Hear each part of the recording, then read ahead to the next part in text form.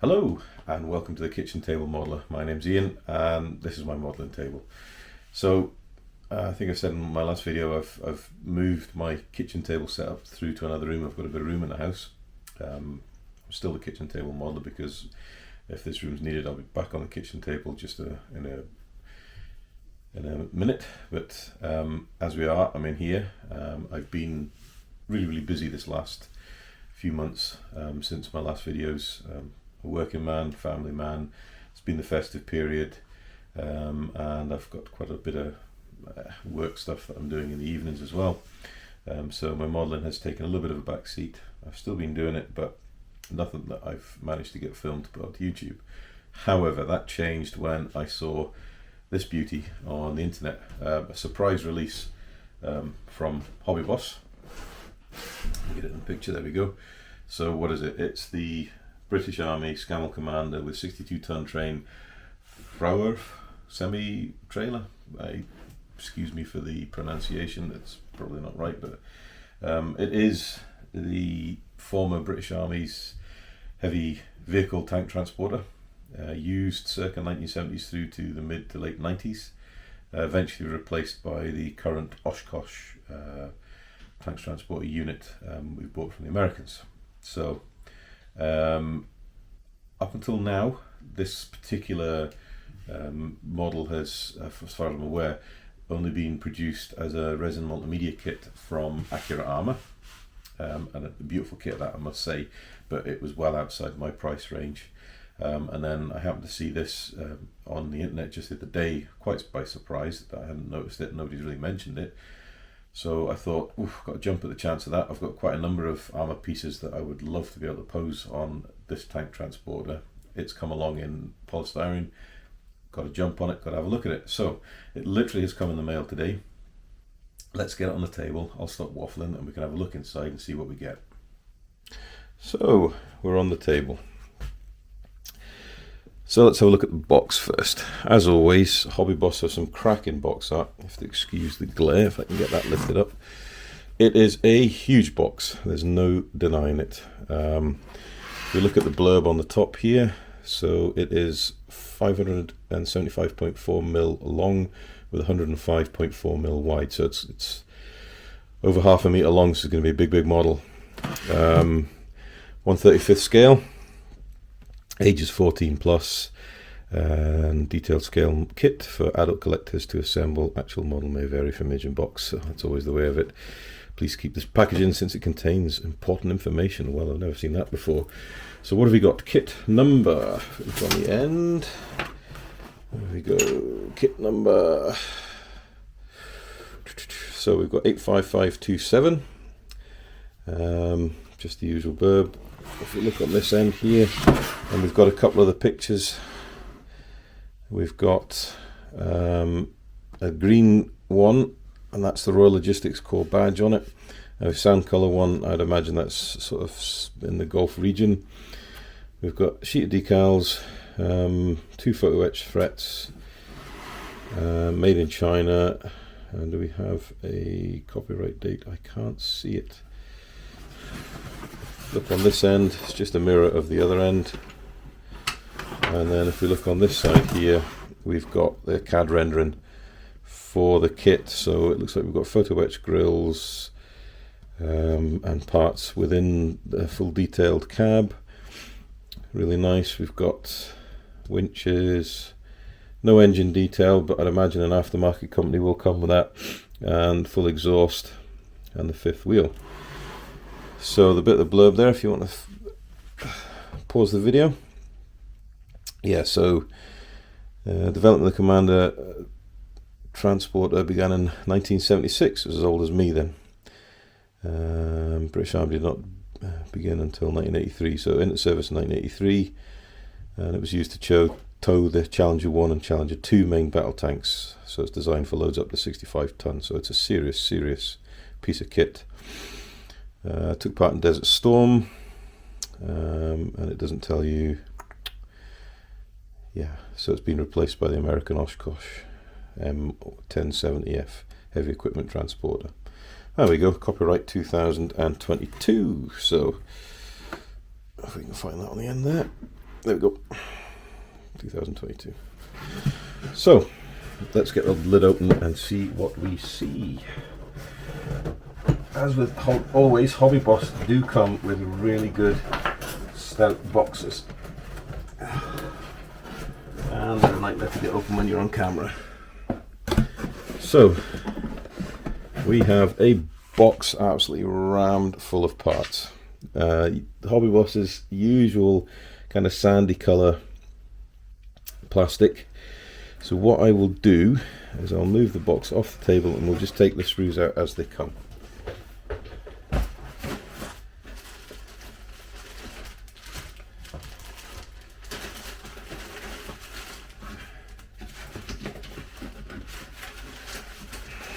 So we've got instructions, a clear plastic sprue, and then we have 1, 2,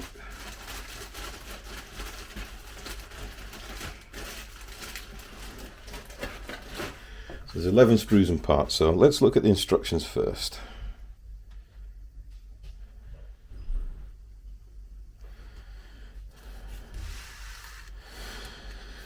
So HobbyBoss's usual black and white instructions and colour callouts. So we've got number plates for the vehicle. There should be a number plate for the trailer. Now here's an interesting fact. I'll show you this. If we look at this, we have the vehicle number plate there, which is 52 Kilo Bravo 38. If we can see that. And then we look at the trailer number plate is 52 Kilo Bravo 77, and that is because military vehicles that tow trailers, the trailer itself is classed as a vehicle in its own right in the military inventory, and it has its own number plate. So the tractor unit is one number plate, and there's a separate number plate for the trailer unit. So if you're getting confused thinking why hasn't it got the same number on the end of the trailer as it does on the tractor, it's purely because the trailer is a vehicle in its own right in the military inventory, and it will have its own number, so they will be different. A little bit confusing until you get your head around it, but that is how it works. My father was in the Ordnance Corps, which predates the Royal Logistics Corps, and he did logistics and vehicle movements, so that's how I know that fact. So go from the NATO green to desert sand. It doesn't tell you when the vehicle is used, but this will be, you know, a desert storm or some like operation there. So let's have a look and see the instructions. So you've got your usual plan layout of all the sprues, and then you start straight into the chassis for part 1. So this will be chassis rails for the tractor unit. Moving on, part 2, we're getting, looks like exhaust lines. You've got a false engine bottom there, starting into the transmission, getting the front leaf springs on. Parts 3 and 4. 3, we're looking like we're building up axle units for the tractor. 4, moving from the air reservoirs, side lockers.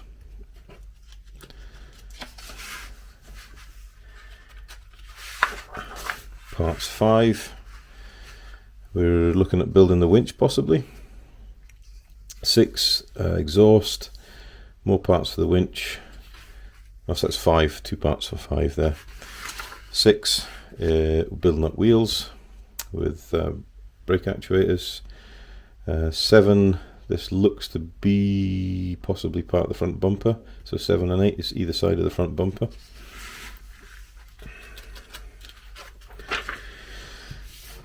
Parts 9, we've got the chassis here, so we're adding on the transmission, rear axles, front axles, drive shafts, front bumper. So we're really bringing the chassis together.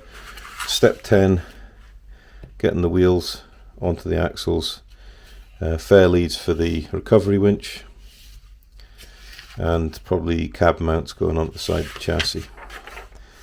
So 11, we're building up box units. 12, 13. So box units, ancillaries, it doesn't actually tell you what they are, but I'm sure it'll become clear, possibly even fuel tanks looking at that with the clasps there. And these things will have massive fuel tanks, probably 100 gallon or more. It should be about 450 litres if I remember the conversion. Rear wheels going on, fuel tanks going on at the side of the chassis. That's part 14. Oh, sorry, knocking the camera. So part 15, we're getting the, that's the inners gone in 14, 15, we're getting the outer wheels, we're getting the rear fair lead. I don't know, it might be a weight pack on the back. Getting some more ancillaries on. 16, looks like we're building up the fifth wheel attachment point. Got the front mud guards, that's obviously the winch, and exhausts, tow hitches and recovery points on the back. 17, rear mud guards. We've got some more stowage boxes or air filters possibly. Jerry cans. 18, light assembly units for the rear, more roller fair leads for the rear. We have some sort of bracketry, I'm not sure what that is, but it's obviously PE. Then we've got the radiator assembly here. And then we're on to parts 19, we're moving on to seat assembly for the cab unit. Rear bench assembly. Here's the floor, and we're parting in the probably gear selector unit for between the seats. Parts 20, so we're turning the cab roof, so we're getting more parts in, getting it painted up, getting it detailed up. We've got decals to go on for the dash, getting the pedal units in.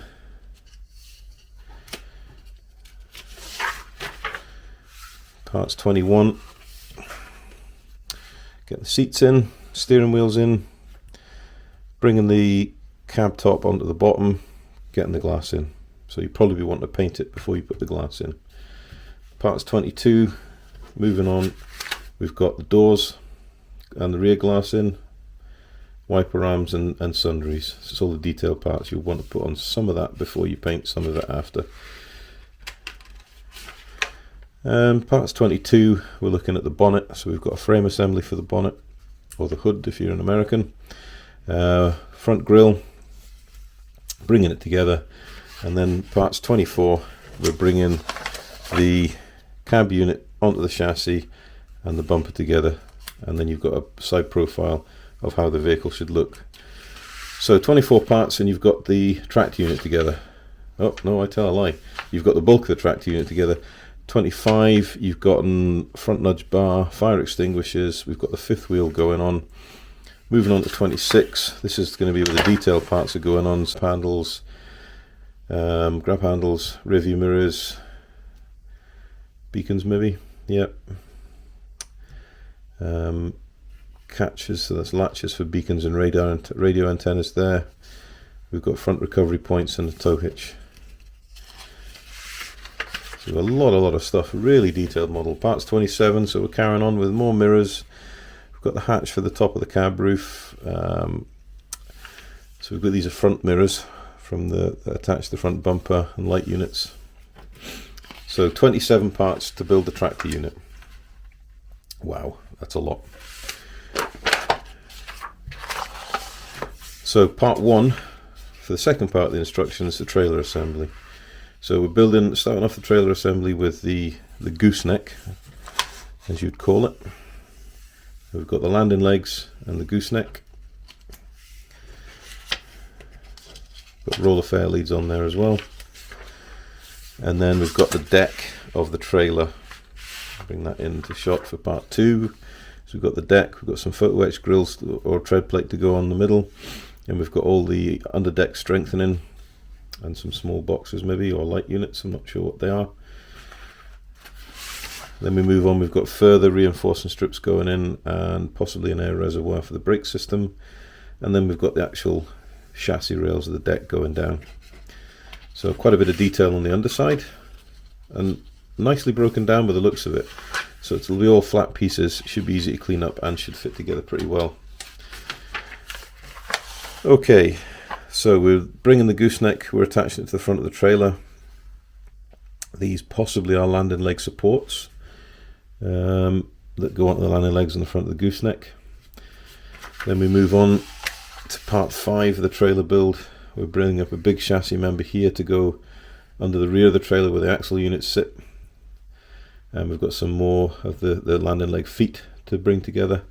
And I'm assuming if we're canny with the glue, we should be able to make them movable. And then we've got the 5th wheel attachment point on the gooseneck.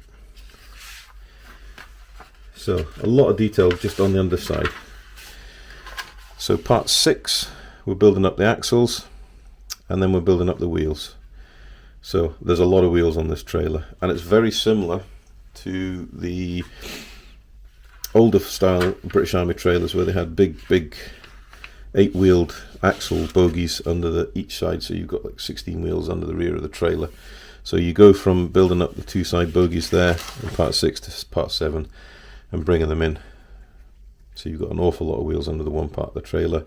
We've got side storage lockers, we've probably got another air reservoir there, bits and pieces. It's a shame they don't sometimes put an explanation of what you're building, but you just have to go with it. And luckily for this vehicle, there's an awful lot of references you can get on the internet, so you'll be able to see what you're doing.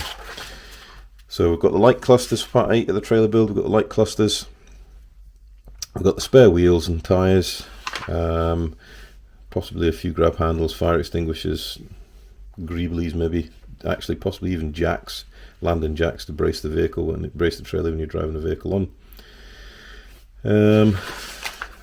Part 9, I get it in frame. So we're just putting on smaller parts here. We've got snatch blocks for doing the winching, more jacks. Not too many fastening eyes for the tie down chains though, interestingly enough. Okay, and then part 10, we're building up the loading ramps for the rear. And we've got some more roller fair leads to go on the front for winch recovery. Part 11 of the trailer build. Right, this shows all the tie down eyes on the side are. We've got some more storage boxes to go onto the gooseneck of the trailer. We've got some possibly guide horns to go down the trailer to keep the vehicles from sliding sideways. We've got some shackles and recovery eyes on the rear, and some photo etch mud guards. And then the last part is bringing the tractor and the trailer together. Goodness me, well, that's taken about a quarter of an hour just to look through the instructions, so that shows you how many steps and how much is involved in building this. So give me 2 seconds, we'll get the plastic on the table. Okay, so got it all organised. I'm not going to take them out of the bag, but we've got nice rubber vinyl tyres, and I think if you could see, get that in frame, can we see that? Yeah, can you see the tread? Really nice tread pattern, and not too much of a centre seam down the tyres, so they're going to clean up lovely. There is basic sidewall details, which we can get the light on it. I believe it does say Michelin, so you've got Michelin X on the sidewall of the tyre. You can't really see it through the plastic, but I'll get that in there. It's all back to front because the camera's the wrong way around. So it does say Michelin X. You've got nice sidewall details on the tyres. You've got a bag for the tractor unit, and then you've got smaller tyres with just a nice detail on them for the trailer unit. We have got some really rather nice photo etch. Again, I'm not going to take it out because I don't want to damage it in any way. So you've got some beautiful photo etch grills, very fine connector points, and some beautiful tread plate detail.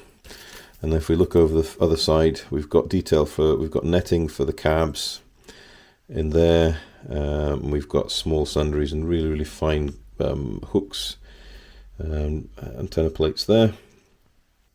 HobbyBoss's photo etch is really nice. Doesn't tend to need to be annealed. It bends beautifully.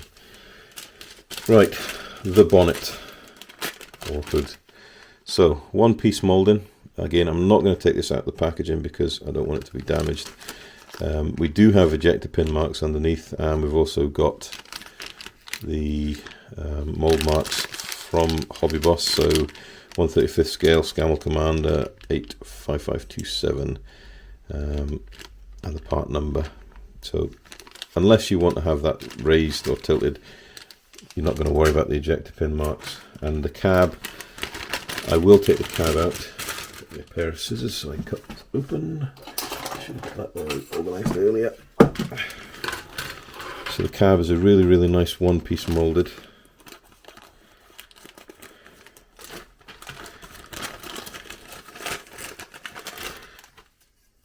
Now, I think this possibly will have been slide moulded for some of the details that's on this. Right, so can you see that? If I can get that in frame, there we go. So we've got beautiful detail here on the side.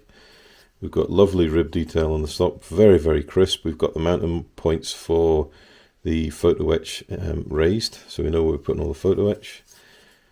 Yeah, really, really nice. And it's been removed quite sensibly from the frame, so it's going to take a bit, because the attachment points are large, so you might want to take a razor saw to that to sort of save damage in the plastic, but at least it's up for the modeler to do, and it's not been just pulled off and damaged. There are ejector pin marks in the roof of the cab. Not too bad, and you've got also the engraving in the roof of the cab, which if you want to do, you can take off, just so you're not got that in your model, but the chance of anyone seeing it's pretty slim, but it's going to be easy to clear away because you've got enough room in the doorway to get a sanding stick in there just to burnish that off. But yeah, really nice cab detail, and I've got big hands. So there you go. That's a big cab. It's showing you the size of this vehicle. It's going to be huge. It really is going to be an impressive model. And if you put the cab and the bonnet together, that's big. For example, if I get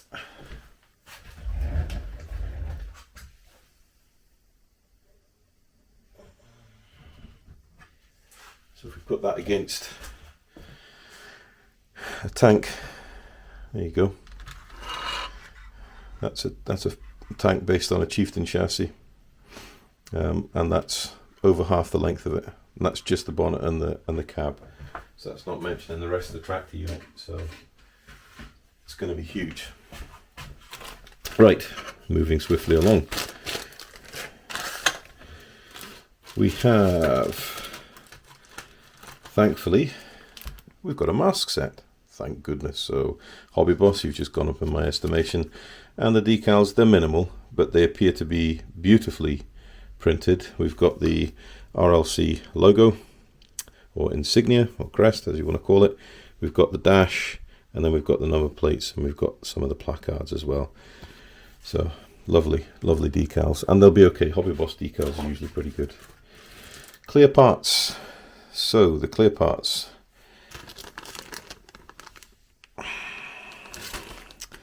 Crystal clear. Looking at those clear parts, there's a little bit of a distortion on the flats.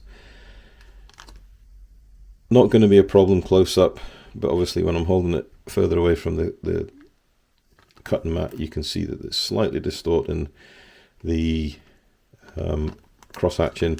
That might be exaggerated by the fact it's in the bags, but loads of clear parts. They are clear enough. You might want to dip them in future polish, but I think I probably won't bother. Yeah, nice. They should build up nicely. First and probably the smallest sprue, so we are looking at Sprue N.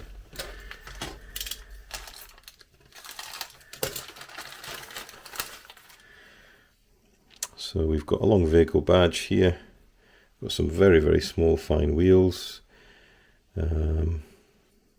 beautiful checker plate detailing. I don't know if you can see that in the light, you can hear it. Really, really nice checker plate detailing.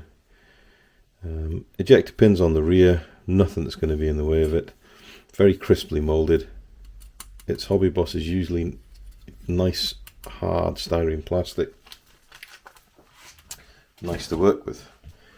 Right, so what have we got here? This is a large sprue, and we've got parts that have come off it already, which is a shame. So that looks to be possibly the rear mudguards, which are huge, absolutely huge. It's catching on. So we've got slide molding on this frame straight away. That's why it's catching on the thing. So this is Sprue K. Move that out of the way. So we have got lots of small parts, possibly drive parts here, air tanks or exhaust parts, parts for winches maybe. We've got certainly mounting brackets for the tanks here. Slide moulding to get these moulded up in one piece. I'll just take one of the mudguards out because there'll be a proposed pair. Okay, so we've got lovely rivet detail. You can see that beautiful rivet detail, very, very crisp. It's going to take a wash. Lovely. We've got bracket details here, very, very fine with the rivet detail on. Really nice. We've also got detail on the strengthening detail on the underside. There is quite a number of ejector pin marks, but in all honesty, you're never going to see them. It's going to be tucked away with the wheels there, and if you're going to weather up the model, you're just not going to see them. So the next sprue happens to fall off the pile is the trailer deck, one-piece deck, which is huge.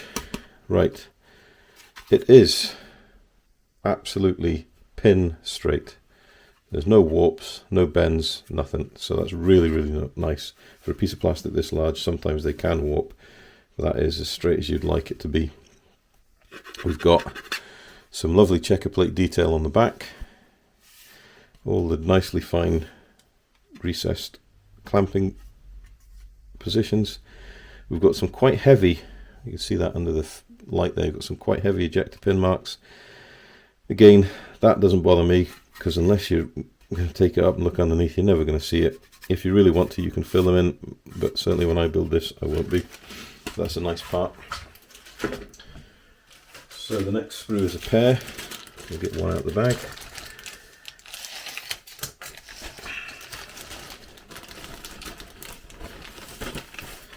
So this is Sprue A. So we've got wheel detail, fronts and backs, we've got tie-down eyes, we have got parts for the landing legs possibly.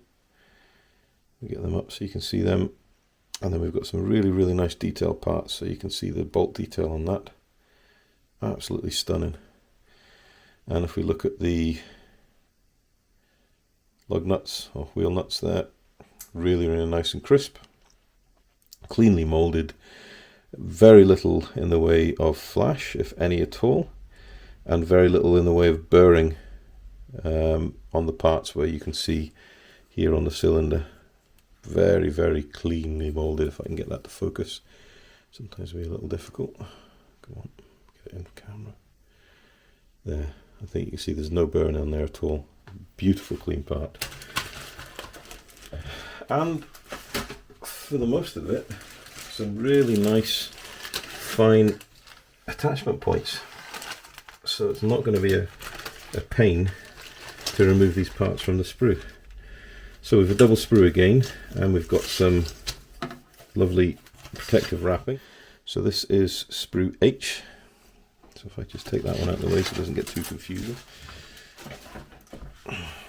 So big sprues, huge sprues, but plenty of room to get these parts off. If we look at these small detail parts, where are we? So we start at this corner here. So we've got wiper arms, and we've got wheels with hub end details, we've got jerry cans, small sundry parts, more wheel details, and then we've got things like tie down eyes and hooks. Look at the details there. Beautiful, beautiful molding, no flash, clean molds, crisply molded parts. We've got bellows details here for the seat base. It's going to be a bit of a pain to get the jointing away, but you can do it with a bit of care. We've got some leaf springs, and we've got a fuel tank here. And and some lots of small parts. This by no means is going to be a quick build. Any shape of the imagination, this is going to take some time. Okay, so moving on. The next sprue we've got is Sprue C. Again, big sprues. So this one has got the chassis rails for the trailer deck.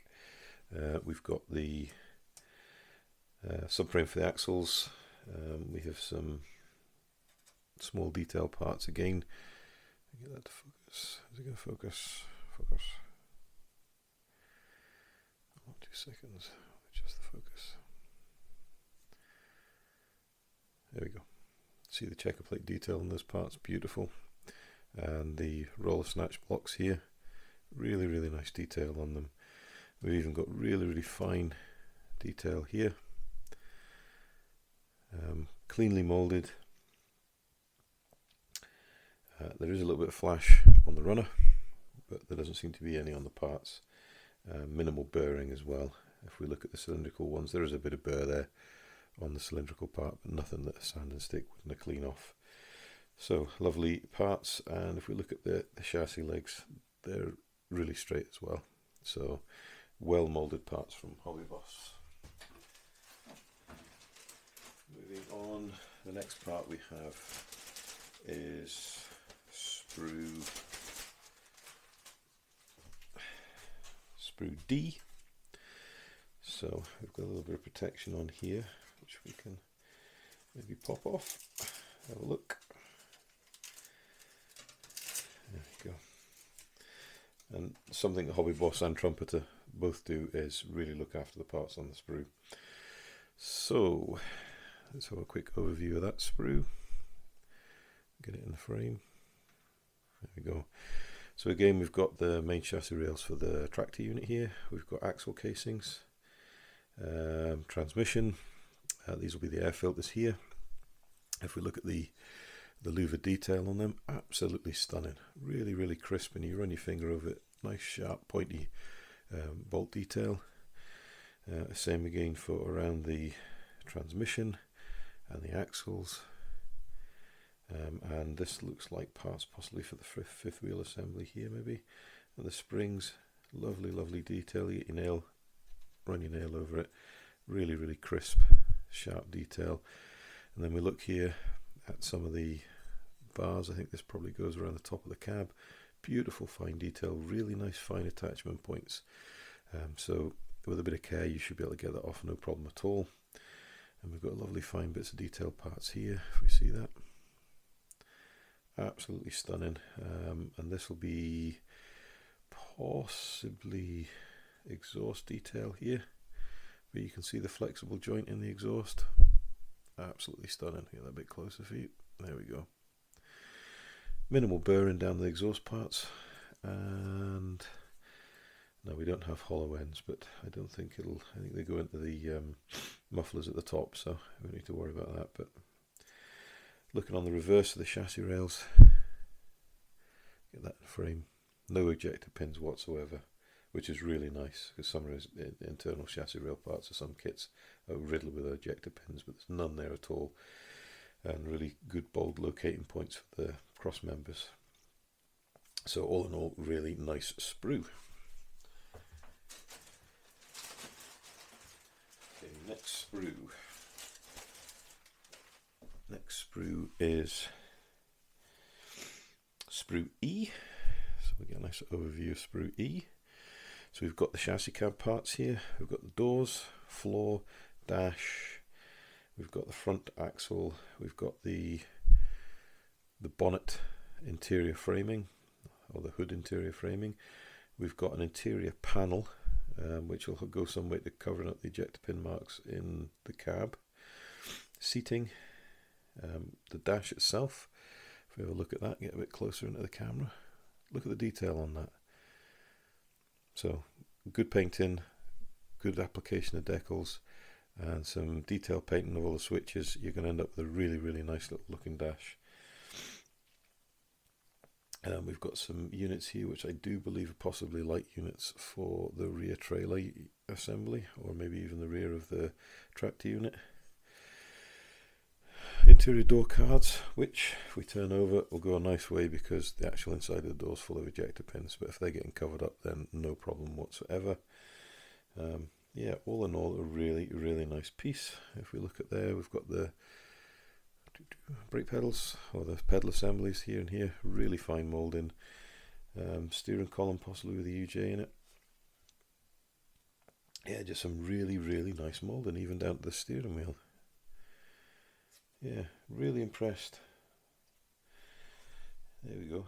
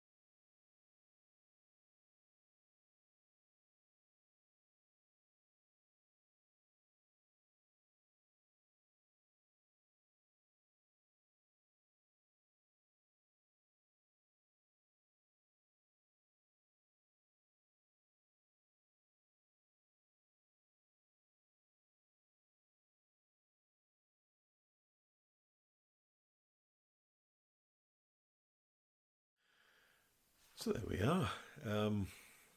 HobbyBoss's 1/35 scale Scammell Commander with 62-ton Crane Fruehauf semi-trailer. Thoughts? Wow, it's definitely not a kit for a beginner, not at all. This is a kit for an intermediate or experienced modeler. It's full of detailed parts, and it's a real good base kit for a super detail if you want to go down that route, or for building into a diorama. Bang for buck. It's not a cheap kit. I think the retail price is roughly in the UK at the moment about £150. I got this one a little cheaper on pre-order, but if we compare it to the other options available, which is the Accurate Armour kit, it's less than half the price. So value for money, you have to say yes. If you look at the amount of plastic you get in the box, it's absolute a real good bargain. I would think within the next 6 to 12 months, the aftermarket companies such as Voyager, Edard, Legend, the big ones, they'll jump on this kit and bring out aftermarket sets for it. And to be fair, this is going to go into my stash and I will build it, but I'll probably wait until I see what kits come available for it, because I really would like to do a real good detailed build of this. Don't think I'll go down the extent of putting a replacement engine or anything in it, but certainly the visual exterior details, I really want to make an odds to it. There are bits missing from the kit, and I found this with other HobbyBoss tank transporters, and it's mainly down to the tie-down chains for the load. When you put a load on, whether it be a tank, armoured vehicle, whatever, they're not in the kit. I've got the HobbyBoss's Oshkosh, and I've got their M911 tank transporter, same era as this one, the American version, and they're missing the tie-down chains. You can get them, about 20 quid for Accurate Armour, so it'd be well worth buying them, because there's no point putting a load on the back of this without actually having it tied down properly. It just wouldn't look realistic. So that's a bit of the kit that's missing, but to be fair, for a styrene resin kit, it's excellent. So I have to say it's highly recommended, especially if you've got an interest in Cold War British armoured vehicles and British armoured recovery vehicles, transportation vehicles. This has been sorely lacking in the market, and I am really excited that it's come out, and I'm really happy that I've managed to get myself one. So there we go, highly recommended from me, and yeah, I will be building this, not in the near future, but I'm definitely going to be building this. So if you have any questions, pop them down below. I always take the time to read them, and I always answer them. And if you've gotten to the end of this video and you're happy, think that you might like and subscribe, then please do that. I'll be very grateful. So until next time, thanks for watching. Happy modelling.